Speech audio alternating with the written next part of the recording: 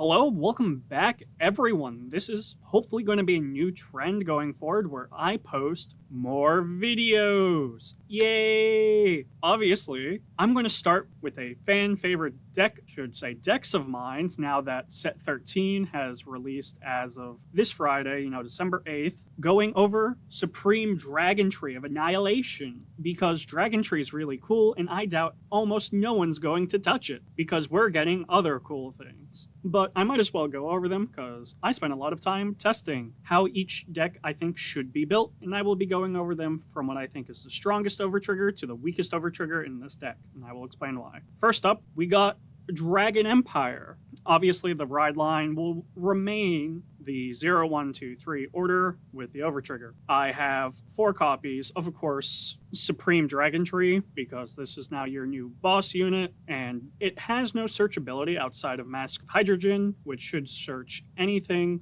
that this deck needs. However, it's also just another powerful unit, being a 18 that you can just smack on once you have this on the field, and it just helps consistency a little bit, which is also why we have 4 base Grifogalia. Both of these are really strong units on their own half. Nothing so far has changed outside the fact we've owned up a boss monster. We have Verena, the only one that matters because it restands for no cost at all, but for a single Soul Blast, of which this deck only consumes if you are using the ability of the grade 1 Dragontree or the search of the grade 2 Dragontree, which you notice I don't have in here. So it's a pretty cheap cost to sand what will be an 18 column. Obviously, oh, I lied to you. The searcher was right here. There's 3 of them.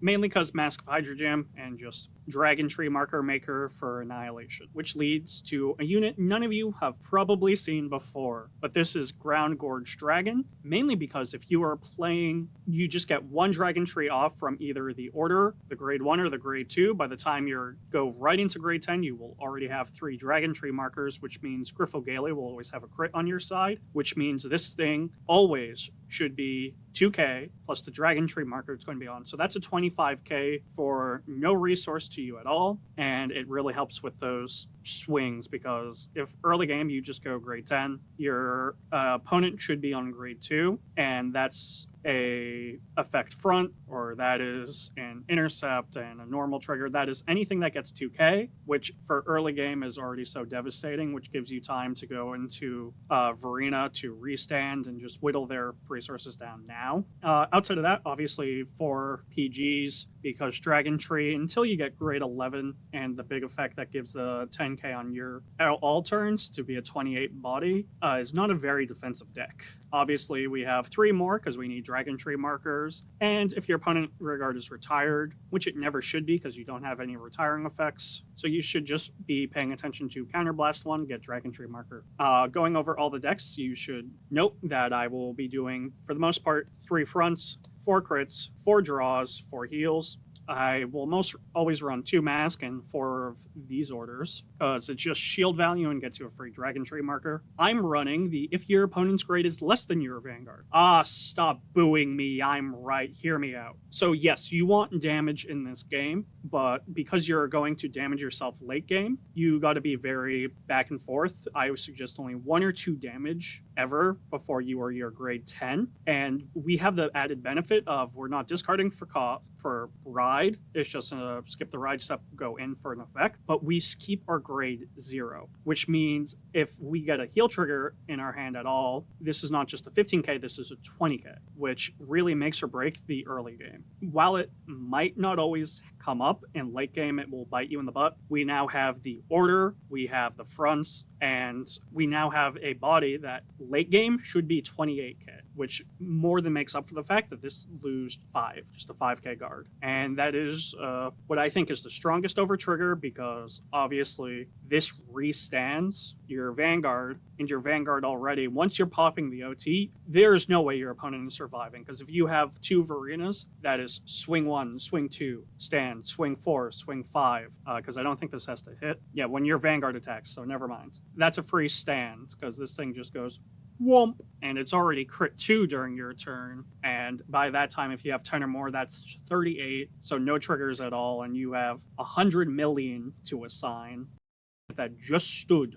Second strongest, I think, is actually Stoicheia. Yes, I have a personal biases because Stoicheia is my favorite nation, but also hear me out. This is every single trigger, so not only is it acting as a 5th heal, you draw 2, you get a front, you get a crit, and you also get 100 mil. So at the end of the day, I don't think it's too bad. Now, hear me out on support. You're not actually going to run for Annihilation and for Dragontree, because you need space to play orders in this version of Dragontree, because we have something that will push lethal more often, which is Roaming Prison Dragon. Yes, you are not going to Alchemagic. It's impossible in this build, but you got to think of the versatility of this.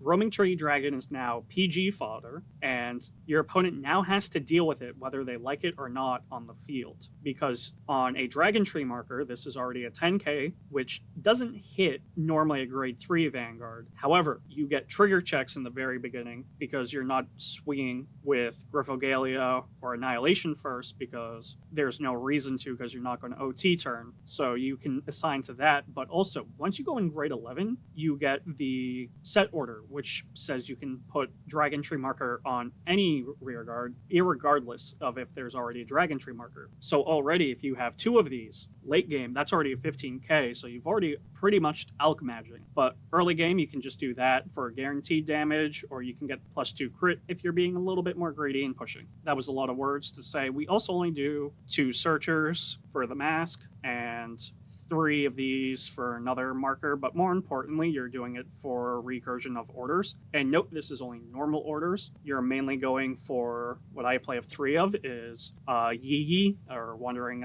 Souls, because you discard an order, which you should have, because the boar is going to just keep getting you back, because it's a once per turn, but only per guard. So you can, for Counterblast 2 Soul 2, which sounds expensive, you get an order back, but this gives you an additional drive, which should either get you another order for free, or a more chance to just see the crits and draws and fronts of your deck. Once again, fronts also help Roaming Prison. At 2 of, I'm going back and forth about this, is Tearful Malice, because you retire 2 rear guards, which gets, Roaming Prison off your field and draws you a card, soul charges 1, and gets you a counter charge, which really helps with the board, because this one alone basically pays for itself to come back. And the best thing in the world to give you soul and Stoicheia is Burrowing Shrooms, because it just goes into soul and you get 2 plant tokens, which are 5k. And on a Dragontree marker, if you make that many, they're 10k boosters, which is what Brancade has that support for, or basically a cheap version of grade 3 boosting. I've actually found some success for prior of Annihilations and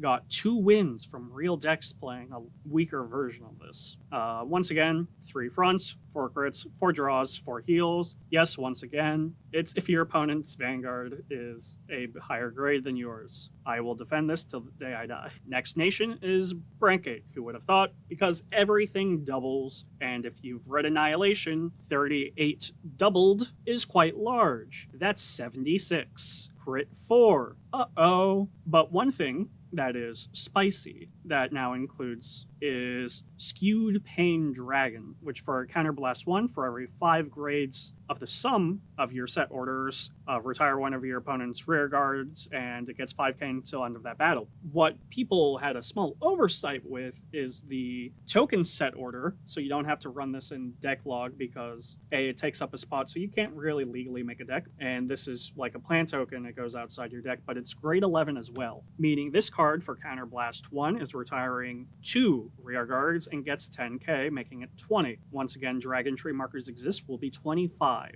and that amount of value cannot be overlooked ever. Obviously, we're playing some searchers for a mask. We're playing this.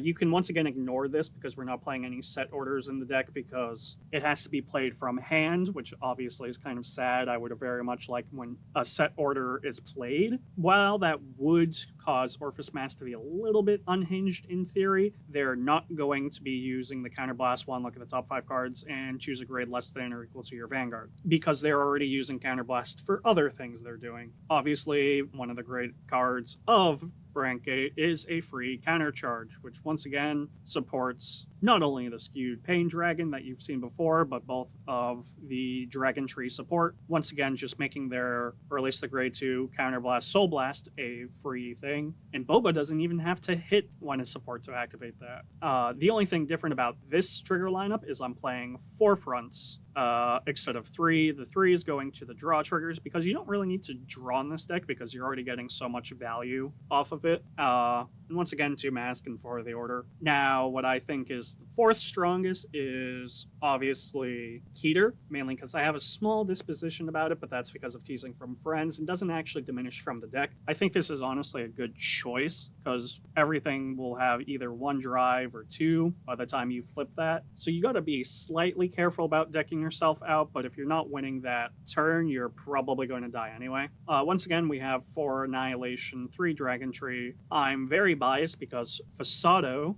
is basically a free countercharge, soul charge, which would pay wood for the grade 2, but I don't think this deck needs that, and I will go over why, because I found 2 interesting grade 2s. First one, Turnar, who at the end of the battle this unit attacked while boosted, which is why we're playing a lot more grade 1s, and you can just throw a trigger in there too. If you have 3 or more face down, which obviously you would, you are counterblasting and you are taking on quite a lot of damage, you put this into your soul and countercharge, so it's paying for itself basically to keep you continuing. But this is why I replaced the grade 2 Dragontree Searcher. It's because Kabari, which comes in, I believe, a trial deck, is the same exact cost, but instead of getting a free search for a mask, you look at the top 3, and if you find a grade 2 or less unit, you immediately just call it. But if not, you can add the cards at hand. This is so much better than the Dragontree itself, mainly because you can call what I just showed you. You can call the grade 1 when, don't forget, when a unit is placed in front of this, you counterblast 1, draw a card, or if you don't have this blitz order, you immediately can add it to your hand. Which, don't forget, this gets you a free Dragontree marker, and if you're Gryphogalia, it's 2k shield, which fixes off a lot of inconsistencies. So if you're not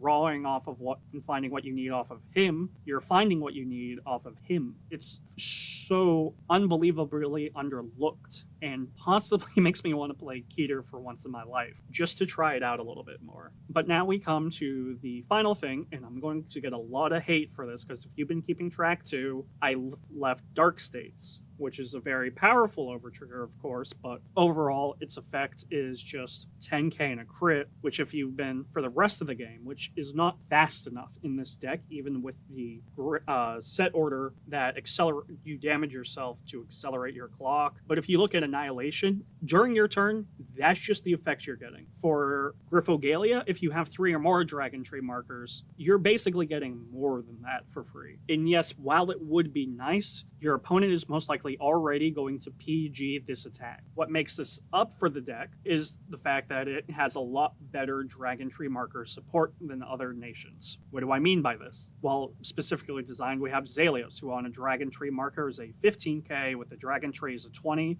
but becomes in a special intercept, meaning it's a 10k intercept. That's pretty good. What's the real strong support over here is Hydra. When placed from hand, once again, if you have 3 or more Dragontree markers, which you already should if you find the grade 1, is you choose a grade 3 or less from Soul and call it to rearguard. I have chosen to be a consistent Jewel Core Dragon because it is a 13k from itself if it supports or attacks. If it's on a Dragontree marker, it's now an 18k, which helps you hit more, meaning you don't really need these two, but it's a continuous free loop, because once this thing supports, we'll go back into Soul, which means you don't have to worry more about deck out playing things that actually Soul Charge, like, I forget the order, but Counterblast 1, Soul Charge 4, because you're not going to get any benefit from it, and you are thinning your deck too much that you won't have any pressure or see the pieces you need consistently. Even if your Vanguard is grade 3 or greater, of course it will be, Soul Blast 2, and choose a grade 1 or less from your Soul and call it to rear, same as this one. If you notice, this is just the better version. Yes, there's room for better interpretation. If you get a Persona ride off, you're not going to be able to use it anyway, because it's a grade 10. I think this has been a fun little overview